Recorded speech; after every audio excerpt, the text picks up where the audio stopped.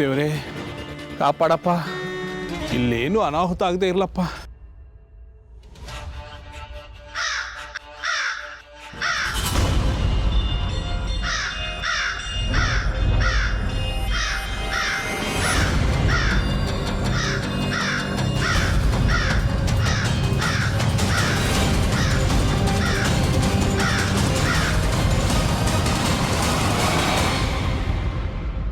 ಯಜಮಾನ್ರೆ, ಅಶೋಕಣ್ಣ ಆರತಿ ಅಮ್ಮ ಬಂದರು.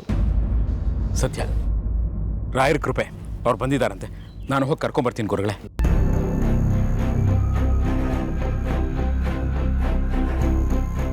ಅಶೋಕ, ಅಶೋಕ, ನಿಮ್ಗೇನು ಆಗಿಲ್ಲ ತಾನೆ?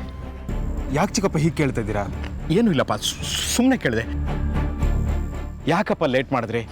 ಗುರುಗಳು ಹೇಳಿ ಸಮಯ ಮೀರಿ ಹೋದ್ರೆ ನಾವು ಮಾಡಿರೋ ಕೆಲಸ ಎಲ್ಲ ಹೊಳೆಯಲ್ಲಿ ಹುಣಸೆಹಣ್ಣು ತೊಳೆದ ಹಾಗಾಗುತ್ತೆ ಕಣೋ. ಹಾ ಚಿಕ್ಕಪ್ಪ, ಆದರೆ ದಾರಿಲಿ ಬರಬೇಕಾದ್ರೆ ತುಂಬ ಅಡೆತಡೆಗಳು. ಗೊತ್ತಾಯ್ತು ಬಿಡು, ಗುರುಗಳು ನಮಗೆಲ್ಲ ತಿಳಿಸಿದ್ದಾರೆ. ಇಲ್ಲೇನೇ ನಡೆದ್ರು ಅದ್ರ ಮೂಲ ಹುಡ್ಕೋಕೆ ಹೋಗಬೇಡಿ, ಮಾಡಬೇಕಾಗಿರೋ ಕೆಲಸದ ಕಡೆ ಗಮನ ಕೊಡಿ ಅಂತ ಹೇಳಿದ್ದಾರೆ. ಬಾ, ನೀನು ಮಾಡಬೇಕಾಗಿರೋ ಕೆಲಸ ಬೇಕಾದಷ್ಟಿದೆ. ಬಾ ಬಾ.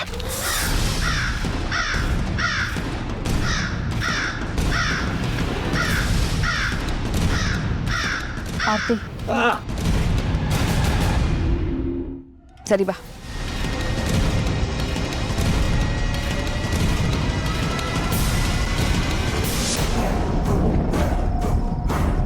ಮಾಲಾ,